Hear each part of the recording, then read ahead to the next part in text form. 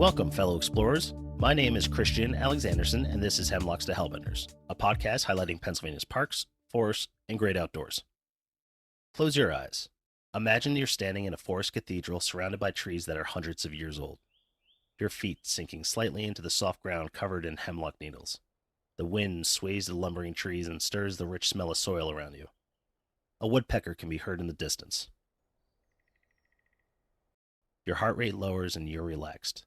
The stress of work, the kids, your commute completely drifts away. You are in an ancient forest, alone and at peace. Everything is beautiful and nothing hurts.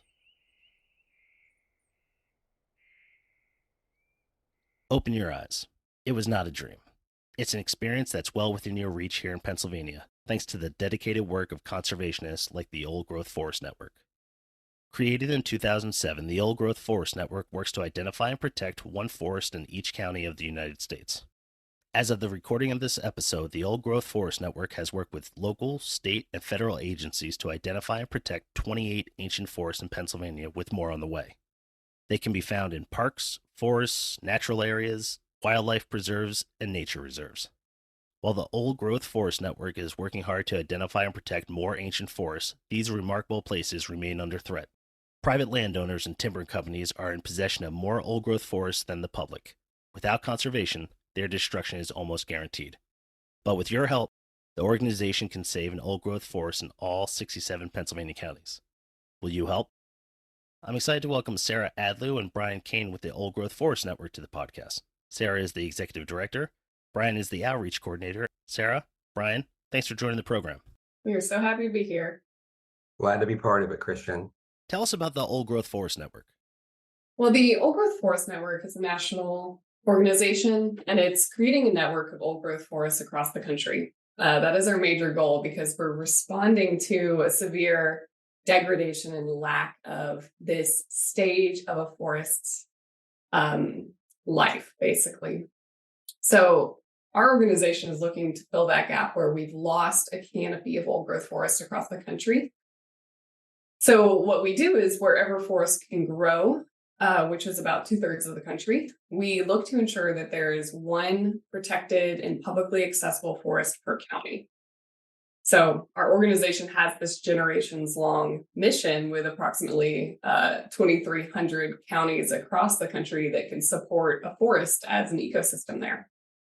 So we are working with on-the-ground volunteers and forest managers and woodland owners and other entities like that to identify possible areas of older forest in a county or old growth where it might remain.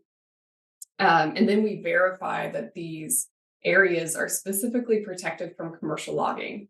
And if they aren't currently protected in that way, that's where our hard work comes in, and we work to get those protections put in place. And once a forest meets our 3 criteria of being protected from commercial logging, being publicly accessible, and exhibiting these older forest characteristics, we can induct it into the Old Growth Forest Network.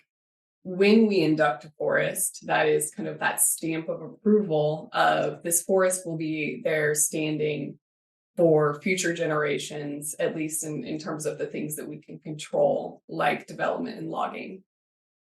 And when we induct a forest, it goes on our website and we share the story of this forest, its history, the type, the characteristics of it, the special things that you might be looking for when you go on certain trails that can take you into that older forest. So that information goes up on our website. We have a map where you can dig into all these places in your state. And then the very fun part is we get to celebrate that induction with the forest manager, the stewards of that forest, any volunteer groups, and then the community that benefits from being close to a forest like this, or the people who go out and hike it every morning and see those beautiful seasonal changes. And so coming in as a national organization to these places that can have that really intense sense of place to its neighbors is a really wonderful perk of the job and perk of our work. And I want to clarify with our organization, not all forests that get inducted into the Old Growth Forest Network are old growth, and that's because of that extreme lack that we currently see. So we do have a lot of second growth forests. we are looking for the oldest forest in a given county because that's the one that has the best chance to return to that old growth condition. How do you define an old growth forest? That is a tricky question. It's been a wicked problem for many people across the board who manage forests at different jurisdictions, county, state, federal.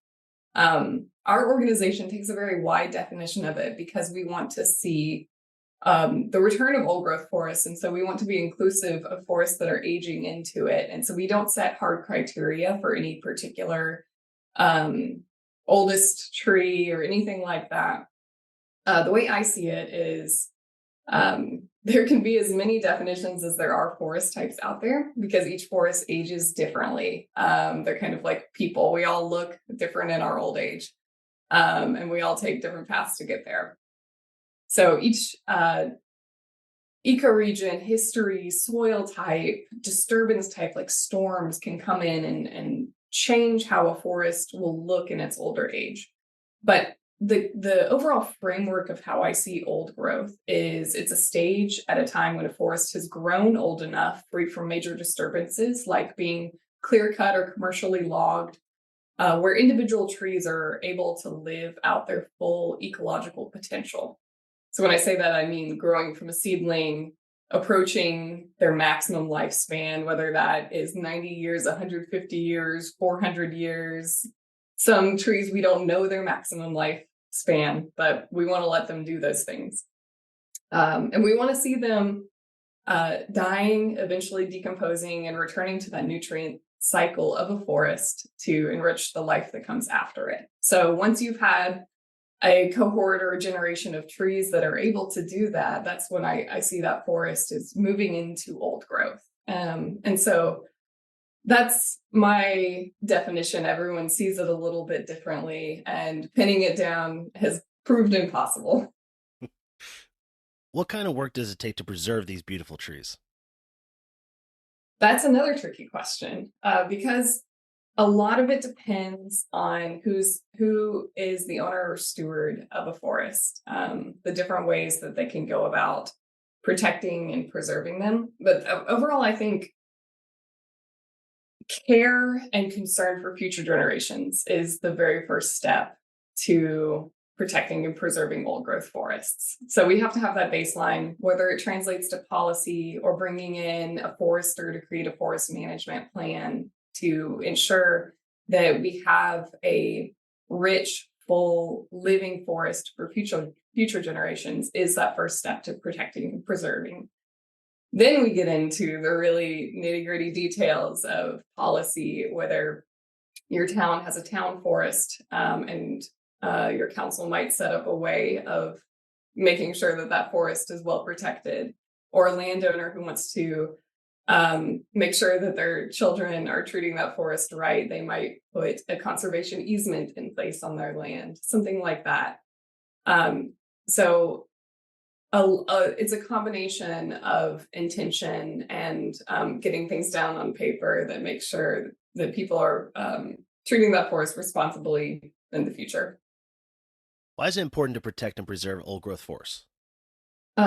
Well, old growth forests are some of our richest, both biologically and culturally, parts of forests across the country. So they really pull their weight in so many ways ecologically in terms of supporting many, many species, sequestering and storing carbon for a really long time, both above ground in these big, beautiful, huge canopies of these trees and below ground in the complex fungi and microbial communities in that soil. So we have, and they do amazing things for filtering air and water. So we benefit ourselves immensely by protecting these forests, but also we owe it to these communities of life that are non-human to protect them. And we also are responding to a severe lack of this forest type on our landscape.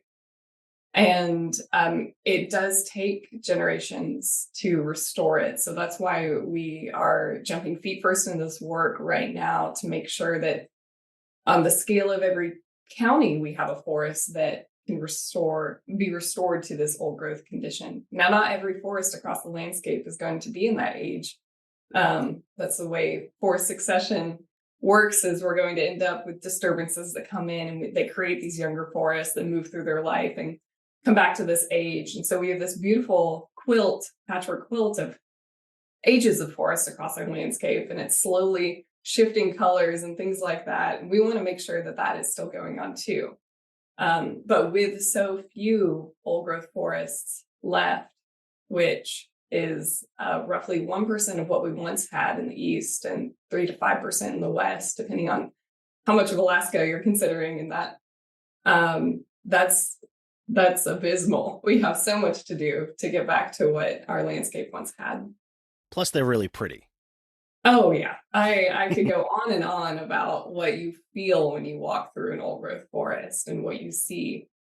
Those benefits to our spirituality, our wellness, our ability to connect to nature and connect with other people in nature are absolutely enhanced by being in an old growth forest. You talked about how few there are left. What's the cause of their destruction?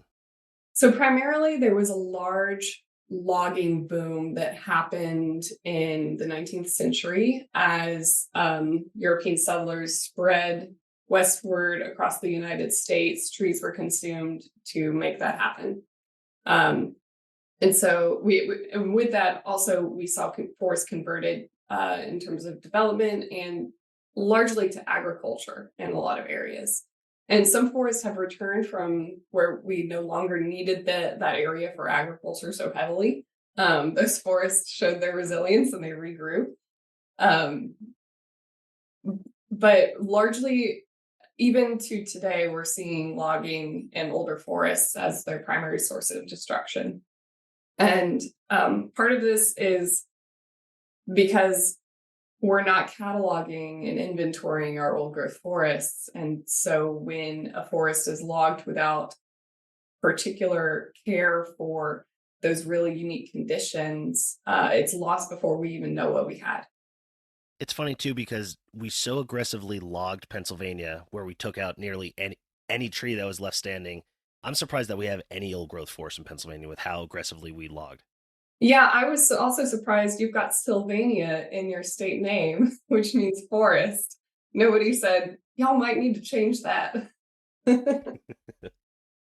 What's the status of old growth forests nationally and here in Pennsylvania?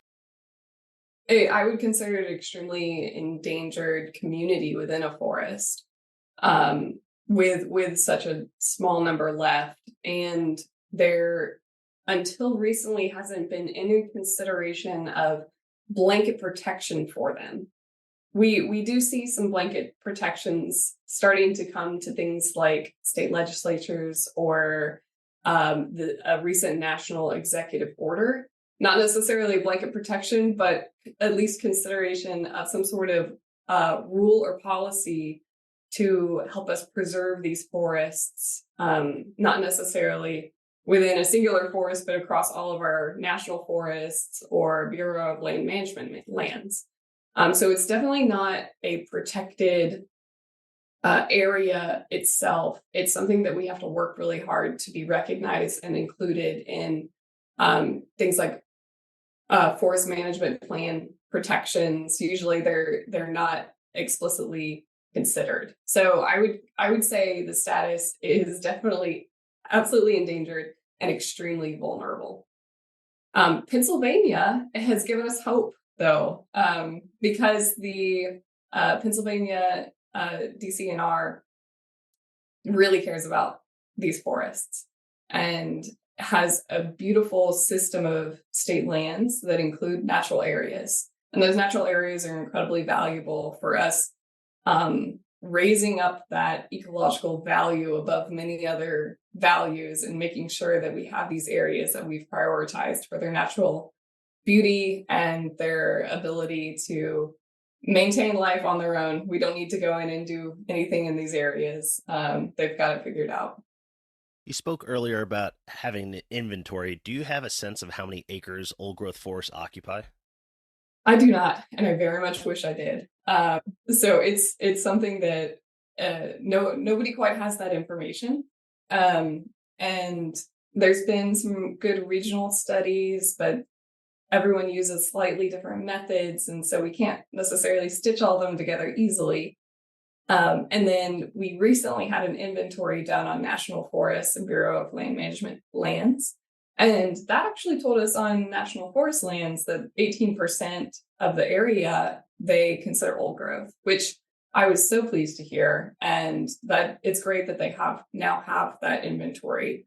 But we have so much privately owned land across the country that may be holding these pockets of really, really valuable old growth forests that we'll never know about. So we are collecting some of that information as we go on, but it's very hard to also set a line down between where area is old growth and where it's younger, unless you have that really well documented history there. And if I may add on to Sarah's comment there about the percentage of old growth, with Pennsylvania, it's almost 60% forested land. 70% of that land is in private, non-industrial landowners. So that almost underscores the concern. We don't know what lies on those lands as well as we do on the state forest or state parks. So that's why, again, part of our mission is this educational mission to raise awareness of how important old growth forests are to their communities and to the ecosystems they support. Brian, what can you tell us about Pennsylvania's ancient forests? Well, as Sarah noted, the state DCNR and the state itself is very committed to old growth forest preservation on public land. So, the state natural areas, no logging or cutting of any sort is permitted, which is great news. That's in code, it's in state code. The state is very rich, as Sarah said. The state's been logged. It's probably been logged more than once, probably twice. But some of the most remarkable old growth forest stands still remain, particularly in areas that have deep drainage divides and ravines that contain a lot of the old growth trees, such as hemlocks. So, the state has 124 state parks, about 300,000 acres of that state park. And within some of those state parks, there are old growth forests, and we've been adding them slowly to our network, working very closely with the Pennsylvania DCNR to help us identify the best examples. And as Sarah said, we also have very committed regional volunteers who assist us in the counties where they live or adjacent counties to go out and inventory and help us to identify them and walk them and nominate them. And then we work closely with the state forest manager to learn more. And very frequently, these foresters have really rich knowledge and deep knowledge of the history of these forests. And, they have sent me and forwarded me really old photographs and pictures of it being logged in the early 1900s and then ending the logging. So really good documentation so we can really understand, the depth of these old growth forests. Pennsylvania right now is neck to neck with Ohio in terms of our network. We have 28 state forests, 28 dedicated old growth forests in the state of Pennsylvania and 28 in Ohio. Ohio will eclipse them on October 4th and 5th with 2 more, but we have another couple running behind in Pennsylvania we're trying to bring in. So we have this healthy competition. Of course, it's almost like the Pittsburgh-Cleveland thing where there's a little bit of, back and forth between which city is better. So we always enjoy that. And we have members in both communities who have origins in each state. So it's been kind of a fun dialogue when we have a ceremony or a hike. That's got to be the nicest rivalry I've ever heard of, though. Listen, we cannot lose to Ohio. That is totally unacceptable. This is so funny. It's exactly what I keep hearing. And I have a couple of volunteers who have said, well, I have to admit, I live in Pennsylvania, but I'm from Cleveland, but I'm not going to say that too loud. So for people that haven't experienced it before, what is it like to walk through a old growth forest? What are some of the sights you're going to see? I think one of the first things that I notice about an old growth forest is the sounds. So when you start out on a trail and you get into the woods, oftentimes you depart from that paved surface or that gravel surface or anything particularly crunchy, and you get into this very soft layer of duff of needles, especially in a hemlock forest. This is so, so wonderful that you stop hearing the footsteps underneath you. And when you stop hearing your own footsteps, because the trail is so soft with hemlock needles, you kind of feel like there's something just floating through this forest. And you get to tune in to the birds. The birds can be magnificent as you're walking down a trail in an old growth forest, because these forests offer habitat for many species of birds that rely only on older forests. So you might hear the very distinctive hammering of a woodpecker that is building its nest in the cavity of a decomposing tree. And in a heavily managed forest, that there are going to be so far fewer of those trees left standing to die naturally and become habitat for other species. You are going to hear a lot more insect life and possibly even less human voices, because everyone gets this sense of calm that comes over them, and you just want to kind of silently move through this forest in reverence. And then you also really get to engage your sense of smell, the richness of the moisture and the soil. It's things that we don't yet have the tools to explain in terms of the types of compounds that are coming from forests that have grown extremely complex. They can have an effect on us, lower our heart rate, give us a less feeling of stress and anxiety. And so that sense of calm comes over you.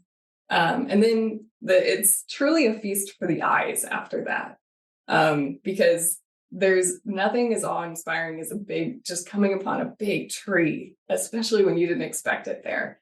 And so revering these huge trees, or extremely tall trees where that canopy is so far up that you feel like you're in a cathedral. And then you can zoom in on little things like lichen and moss and fungi, things that you probably have never seen in a younger forest, because it takes so long for their habitat to be created in these older forests. They rely on microclimates and very moist environments. And so it truly is a feast for the senses when you go into these forests. And that's what I tune into when I go on an old growth forest walk. It's funny, the first experience I had for an old growth forest was Cook Forest State Park here in Pennsylvania. And it was one of those, I just kind of stumbled on it. And all of a sudden I'm seeing signage for Forest Cathedral. And I was like, what is this? I was like, they built a church in the middle of the forest. And then once I started reading more and more, I was like, this place is so spectacular. Then I started doing more research about it. I wonder if there's any more in Pennsylvania. And the fact that we have these incredibly special places so close to us in so many different areas, I think is a amazing calling card for our Commonwealth.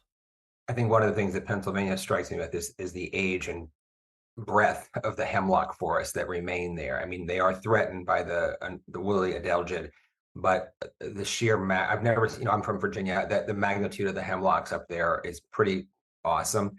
The other thing I would add to Sarah's thing is the amount of fallen woody debris all over the forest and decomposing ancient trees. I mean, just to see these things, it's funny. I was on a hike this weekend in West Virginia, and there was an enormous chestnut tree that had fallen. Probably he thought 50 years prior, hadn't decomposed at all, because chestnut's so durable. But then we also saw these ancient, really huge fallen ash that have succumbed to emerald ash borer.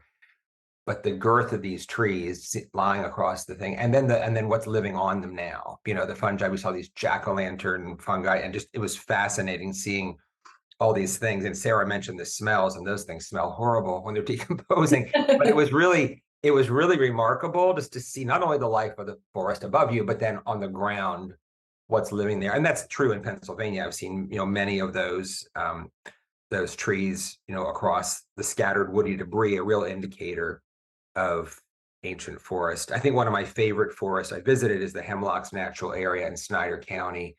That's a remarkable hemlock preserve. I think even the owner, before it was deeded over to the DCNR, understood the importance of these trees and never had cut them. Part of Tuscarora State Forest, and really remarkable setting. And as Sarah said, spiritually, you're just changed when you go into them. Our founder, Joan Maloof, people, we have all these definitions and terms, and list of things to look for. And then she says, sometimes you just have a sense that you're in one. And that's a very true guide. I think sometimes you suddenly things feel very different. Sarah said your feet feel different. The sounds are different. The smells are different. And, suddenly you're seeing these monstrous diameter trees. So those are all part of it. And again, Pennsylvania is remarkable with the quantity of forest land that it has. And then, we keep trying to work across the 67 counties. We're already 28, we'll be 30 by October or November, so we're almost halfway there. And one of the things I always make a plea for when I'm speaking to Pennsylvanians, if you live in a county and look on our website and see we do not have a forest there, we'd love to hear from you. We have a wonderful form online. You can nominate a forest or tell us about a forest where you've traveled that you suspect may be old growth or that you've read has old growth. And we'd love to learn more and engage our volunteers to help us dig a little deeper and go in and photograph it. I have a wonderful volunteer in Dauphin County, and she's headed out and done 3 forests, not all in her own town. We brought 2 into the network. But, she's a professor, and when she has time, she heads out and with her dog and her husband, and they check out these places for us, and she sends me documentation, and then I follow up with the manager of that forest and we start talking about it and learning more. So a plea to Pennsylvanians, look on our website and check out our map and the counties and the listed forests, and we'd love to hear from you. Brian, how are protection efforts going in Pennsylvania? As I said, I think they're going very well with the DCNR, and Secretary Cindy Dunn has been a remarkable supporter of our work. But because we don't, and again, we have a list, we're working closely with the Forestry Bureau as well as state parks to keep moving through the recommended list. But, there are threats. I mean, there are threats with adjacent development, on a parcel adjacent to a state park. You can have development that really can alter the nature and character of that forest. If trees are taken down nearby and wind patterns change or drainage patterns change. And then with 70% of the land not being in public hands, that's another concern. Although I will say we have some remarkable volunteers and supporters of our group who are very responsible forest managers who have identified old growth forests that are private as well as ones in their own community, and they meet regularly and try to direct and help steward efforts that forest managers make the right decision of their own private land. So I think, there's movement afoot. So, particularly with the federal initiative, the term old growth is becoming much more an everyday term that people are hearing, reading in the newspaper or hearing on a podcast such as yours. So I do feel that people are becoming more aware of why these are significant, and I'm hoping Pennsylvania will respond accordingly. And Christian, we have another program. So our flagship network focuses on publicly accessible forests, which could be publicly owned or privately owned when people like a nonprofit have their forest open to the public. But for people who are private woodland owners who have old growth forests or want to have it return to their forest, we have a private forest registry where we celebrate people who've made that commitment to keep their forests protected to some degree for the sake of old growth. And that lets us engage with that other piece of the puzzle where we don't have state managed lands or anything like that, but people still very interested in old growth forests. And that lets us consult with them to a degree and encourage them to say, if you hire a forester to assess your land, ask them about what you can do for old growth, where you should concentrate your preservation efforts, what streams on your property could really benefit from that intense protection, that kind of thing. So there's all sorts of opportunities for protecting these forests, and beyond just the state lands, we want to see counties and townships committing to this too. Preserving a forest on maybe city property for future generations can be a hugely valuable asset in terms of just the health of a community. We also been really benefited as well from some great partners in Pennsylvania. The Keystone Trails group have a lot of hikers who are out across the state, and they work with us to make our mission known, and they're very supportive of our work. There's also the Pennsylvania Parks and Forest Foundation, also aware of our work and letting their members help them to understand the old growth forest.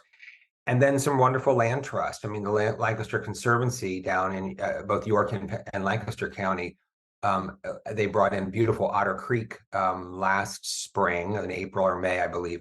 And again, they've made their constituents aware of the importance of old growth forests. So it's those sorts of partnerships that we also welcome. So not only the municipalities, but other land trusts and groups that might have a parcel that has old growth, and to work with us to recognize it is it's a very beneficial partnership. Again, spreading the mission, spreading the education about what we do. What's the process like working with private landowners? Is it easy? Is it hard? Is it contentious? We get the right audience that comes to us, people who do want to care for their forests, and folks like that are incredibly wonderful to work with and easy to work with. And probably the harder part of working with private landowners is some of the protection options like conservation easements that pass along to future generations or stay with a property, things that are legal documents, can be rather costly. And there are fantastic other organizations out there that support the putting a conservation easement onto a property. But we don't do that ourselves, but we're there to support that landowner when they say, I want this to be a forever wild property, not necessarily just protect it from development, but I want to see this as a beautiful, wild, robust forest for future generations. We'll talk to them about what kind of specific language can go into your easement that promotes that for your forest. I'm assuming then that you're not wasting your time going to logging companies that purchase land that say, well, if you really turn this over to us, it'd be kind of great. No, we do make appeals to them saying that, everywhere could benefit from a core protected area where you have vulnerable things like wetlands or streams, that kind of area. But we absolutely acknowledge that working forests are out there. They're a part of our landscape. There's a place for them, but there's also a place for protected older forests that don't see this logging, and at least hopefully in our lifetimes. We also do get a fair number. I get a fair number of inquiries from concerned citizens about a threatened forest, not necessarily old growth near us. And we have an amazing website with some great materials on it that help citizens develop a campaign to preserve a forest of any type that may be threatened in their neighborhood. So, I would urge people to take a look at our materials online. But this could be a how to save a forest toolkit with a poster and steps to help someone maybe approach their municipality or the owner of that land about strategies to preserve this. So there's other types of forests that are worth preserving that may not come under our category, but we try to direct people towards those resources. Where's the largest stand of old growth trees here in Pennsylvania? I believe it's up in Tionesta State, way up on the border of New York. And we did bring, that's a USDA held federal tract with, that is bona fide old growth virgin forest, not ever logged, 400 to 500 year old species. I believe most of it hemlock. And that is the largest and probably best example. And I think the second one that's remarkable, but maybe not as large, is the Cook State Forest, as you mentioned, the cathedral there. I think Pymatuning State Park is the largest of the state parks. We recently brought the Ohio side of that into the network with a remarkable old growth forest there. It's known for its lake and the boating and the fishing there, but this off the beaten path old growth forest was incredible in Ohio. So I would assume there may be a similar resource on the Pennsylvania side. Haven't quite researched that yet, but those are three that I think are really remarkable members of the forest community in Pennsylvania. Well, I think that's a perfect lead into, do you have any recommendations for people that want to see old growth forest? We're talking about it. Where should people visit? Well, I mentioned my favorite one so far, which I haven't visited all 28, I will admit. But the Hemlock's natural area, I think the York Otter Creek Preserve down in York County, which is pretty close to the urban areas, is an absolutely stunning park and landscape along the Susquehanna. Really gorgeous. And Tionesta is remarkable. And our website, as Sarah said, we give really good descriptors, So depending on someone's ability, some of the hikes are rigorous, to get into some of the ravines, and other ones are really remarkably accessible and easy for maybe a 1 to 2 hour hike without too much stress. So those are three that I have really found very remarkable and heard lots of comments on. And other ones, again, I would say look at our website and find the county closest to your home or your destination, and you'll probably find something that appeals. And hopefully we'll be filling in all those blocks and get at least 50 of them into the network in the next couple of years. So, And I also want to note that if you want a good staycation for the state of Pennsylvania, just plug all these points into a road trip, and it'll be an amazing road trip. Yeah, looking at the list that you had online, I was surprised just by how many have already been preserved and how many are in state-owned lands. Because if this podcast mainly focuses on our state parks and our state forests, and I was wondering, I wonder if there's a couple, and always I look and there's way more than a couple. There's so many available to everybody. And I think that's one of the most important aspects of what you both do and what your organization does is that makes them publicly available. It's easy to fall in love with something that's very, very far away that you'll never see. But it's really important to be able to see the places that are being preserved and experience something that people experienced 100 years ago. You hit that nail right on the head. That's exactly what intention is. And there is sort of an equity component to our work. We do want people within a reasonable distance of their community to be able to approach and understand these forests and walk through them, not to, as you said, not to have to take an expensive vacation or a long trip. So, we keep trying to reach deeply into these communities and find good examples close to home.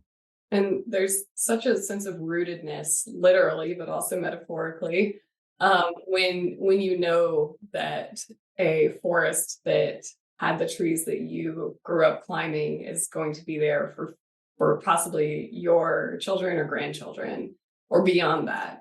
There's something really special about connecting with these local species and really strengthening that sense of place through the forests around you, and especially when you're able to celebrate them nationally too with a recognition like the Old Growth Forest Network. Yeah, I may never go see everyone, but I'm glad they're all there. I'd like both of you to answer this question. Are you hopeful for the future of old growth forests? I'm very hopeful because I'm able to see how much they matter to individuals. And while many people may not know that really special connection that you feel to an old growth forest, it can be remedied just by taking someone into one of them. It's as simple as that. I've seen people learn about old growth for the first time at one of our induction celebration walks. And they walk out a very reverent supporter of these forests. So knowing that change can happen so quickly makes me very hopeful that we'll have a large group of committed citizens to having our old growth canopy return to our landscape.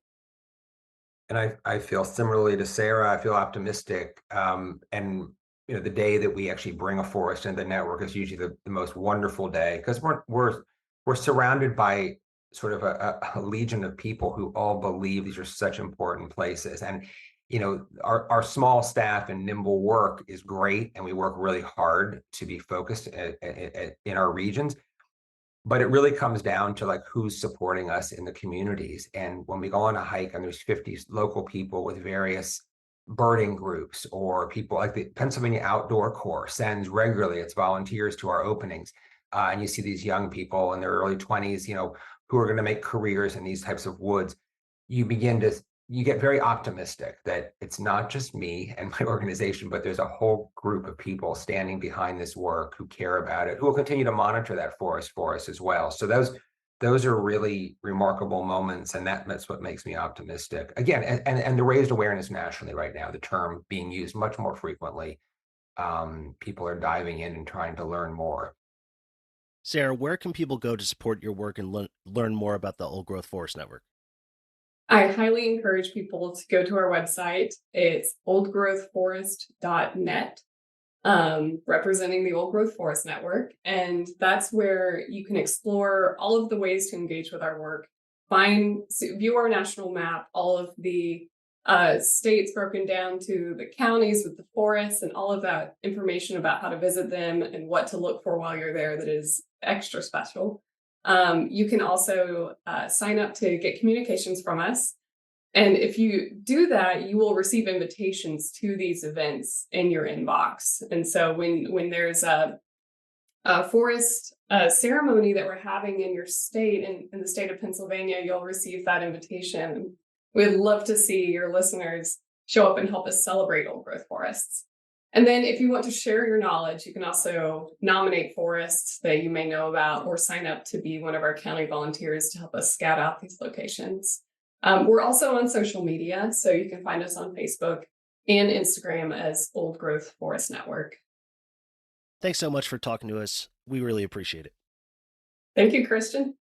It's been great to have this opportunity, and thanks for your interest in the work we do. Thanks, Christian.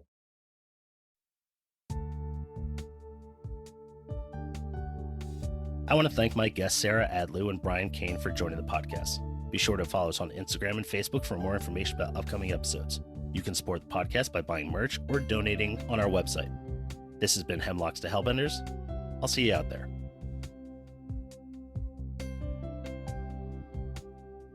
Hosting, production, and editing by Christian Alexanderson. Music by John Sauer. Graphics by Uncle Traveling Matt's Random Expedition.